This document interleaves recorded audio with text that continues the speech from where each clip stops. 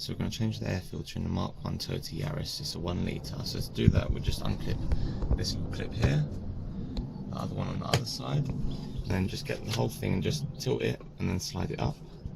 The old filter's here, get the new filter. So once you get the new filter, there's 2 little indentations, one on each side, and just make sure you line that up with the box so it goes at the bottom.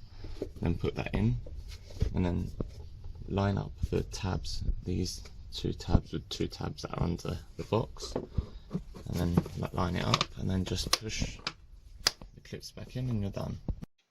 If you enjoyed the video, don't forget to hit the like button and subscribe if you want more.